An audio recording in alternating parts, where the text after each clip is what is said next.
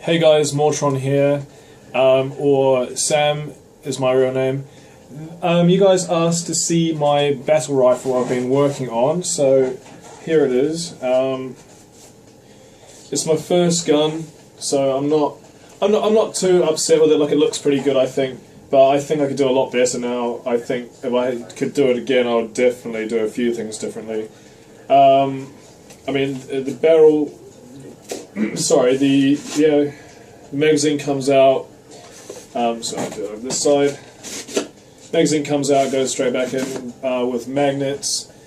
The trigger as well I've taken from a toy gun, so it does sort of it's sort of like a rattling noise. You can actually sort of, if you sort of half do it, you sort of make like a 3-burst fire. I was thinking of limiting it, but I don't want to like mess around with the mechanism too much. Obviously, in case it didn't work. I'll give you a little breakdown on how I made it. So the main body is made out of 50mm thick styrofoam. In hindsight, I would like to use 40mm. That would be one of the things I could change, just because I think it's just a little bit too wide. I don't think it's too bad, but I think it could be a little bit skinnier. All of these sort of higher parts here were done with a 10mm. All cut with a blade, of course. I'm very fortunate I have access to unlimited blades of different types, so I've been using sort of your thicker blades and also scalpels, and I also have these sort of these smaller breakaway blades that are on a sort of 30-degree angle, which are very good. Probably I use those the most, probably. The only thing that isn't actually foam would be these sort of small sections here are, they call it PVC foamboard, which is, or we call it Foamex, or Paylite. It's a signage material, and basically it's nice and rigid, and you can drill nice holes in it. I'm not sure if you've tried to drill styrofoam before, but it doesn't really work. The barrel itself was taken from the toy gun, which I salvaged the trigger from.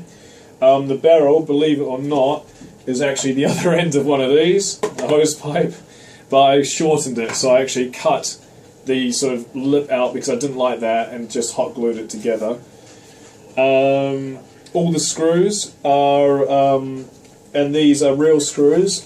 These ones are taken from that one there and that one there were taken from the toy gun, as these were, just the pieces that hold the actual toy gun together, and these are actual rivets here. Now, it's not a nice toy gun, it was like £2 or something. I got it from like one of those cheap sort of stores where they get all the imported stuff in there.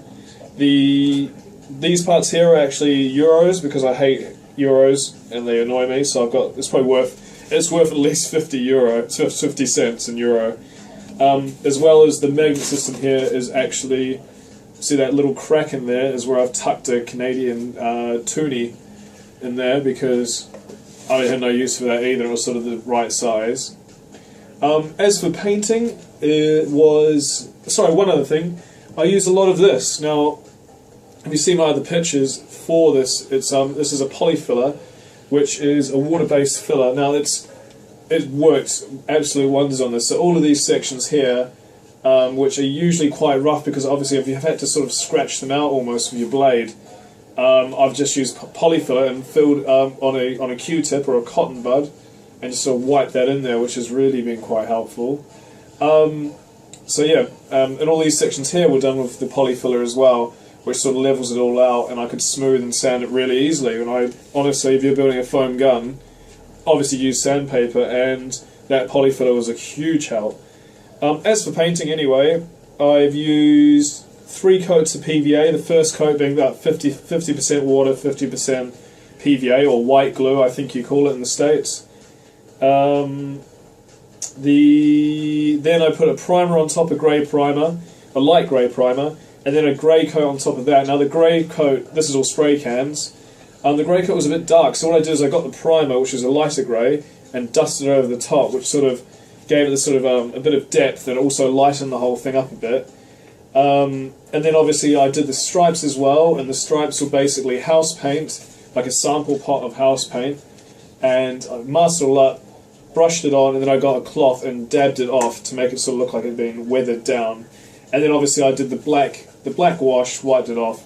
All of the black sections here are all hand painted with a brush, and obviously the silver, the high edge silver. I'm not sure if you can see that in this light. I'll try and get it to reflect a little bit, but yeah, obviously sprayed spray paint onto a brush and just flick the high edges like you would do with your armour anyway. I mean, overall I'm pretty happy with it. I think it looks like a battle rifle, which is the most important thing. But I would love to do it again and love to do it really good. I mean, a few people on my Instagram have been asking to cast it. I wouldn't cast this one because I'm not entirely happy with it. But I think now, especially after building this one, I think I can make a really good one. I mean, another good example, something I could do better, was this section here is actually supposed to step down. And the way I would do that now is knowing how to use the polyfiller with the gun, is actually cut that at a different level and then just add that, fill that in with the filler and sand it off on that angle, and that would give you that proper 30 degree jolt down there, as well as this section here too. It's not quite right. The only thing left obviously is I'm getting some decals produced, well, I'm getting stencils produced, and I'll do the same technique as that up there, weather them a little bit, try and blend it in. And obviously there's also a logo down here as well. But I mean, overall, it looks like a BR. It functions sort of like a BR except for the ability to shoot people. And yeah, that's it. Oh, sorry, one last thing as well. I will be adding a screen in here, which will be a vinyl mounted to the back of a piece of acrylic. And I'll cut the acrylic to shape, and it will give you sort of like a depth, like a bit of depth to it. And I mean, ideally, I'm going to use a reflective vinyl too, which will sort of, when the light catches it, will look like it's illuminated. So it's sort of like the budget option instead of doing a LED system or something like that. But that's it, guys. I mean, yeah, I hope you like it, and you asked for the video, so here it was. Enjoy. Thank you. Peace out.